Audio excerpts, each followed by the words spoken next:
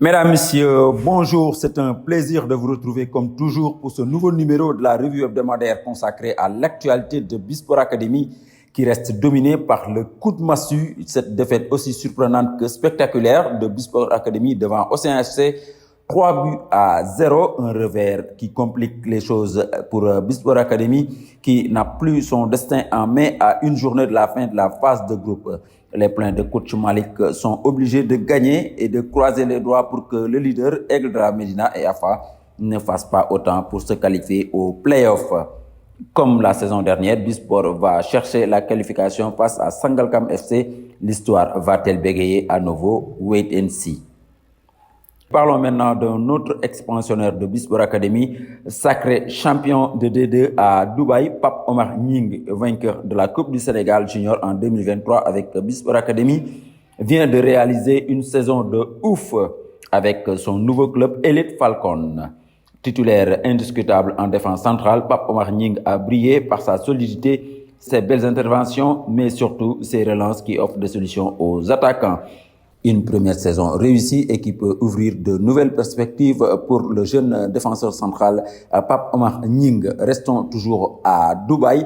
Dans ce championnat, la D2, où un autre expansionnaire de Bisport Academy a réalisé une excellente saison avec son nouveau club. Mamadou Mbaye, jeune attaquant de Précision Football, a terminé fort avec 5 buts marqués lors de ses 3 derniers matchs qui ont permis à son équipe de terminer à la 4e place au classement. Arrivé au mois de janvier à Précision Football, Penn, comme on l'appelle affectueusement, a rapidement pris ses marques pour devenir l'as de pique de son équipe. Félicitations et bonne continuation à Mamadou Penn. Et nous retournons au Sénégal pour parler du championnat régional cadet. Après le premier match avorté qui devait l'opposer au port autonome de Dakar, Bisport Academy a été tenu en échec par l'entente sportive de Grand Yoff. Ousmane Sané Papi avait montré la voie aux siens en ouvrant le score d'une superbe frappe à l'entrée de la surface de réparation.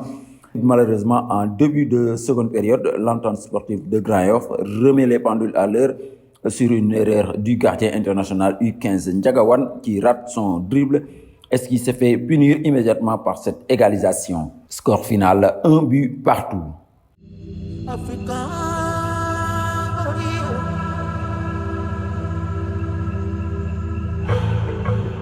Une fois n'est pas coutume, nous terminons cette revue hebdomadaire sur une note triste. La grande faucheuse a encore frappé la famille du football sénégalais avec la disparition tragique de Fadif Ndiaye, joueur de l'Union sportive de Ouakam. L'emblématique capitaine des Requins a été arraché à notre affection à la suite d'un malaise survenu à la mi-temps du match Oslo-Uzo, comptant pour la 24e journée de la Ligue 1. Une victoire amère de l'Uzo sur Oslo, 2-0. Bisport Academy présente ses sincères condoléances à la famille éplorée de Fadiouf Ndiaye, à l'US Ouakam et à la grande famille du football sénégalais. Paix à son âme et que Firdaus soit sa demeure éternelle. Nous venons de perdre Fadiouf Ndiaye, capitaine dans les différentes catégories. Et il est tombé les armes à la main. Il a joué une mi-temps. Avant la mi-temps, il y a eu un contact. Quand il était à terre, les médecins sont allés à son secours. Il s'est relevé. Il nous a fait signe sur le banc pour nous dire que je continue. Pour dire que c'est un battant, c'est un résistant, c'est un guerrier. C'est quelqu'un qui ne baisse pas les bras. Et sur cette triste note que se termine cette revue hebdomadaire. Merci à toutes et à tous. N'oubliez pas de vous abonner sur nos différentes plateformes. À la semaine prochaine pour d'autres informations sportives. Ciao, portez-vous bien.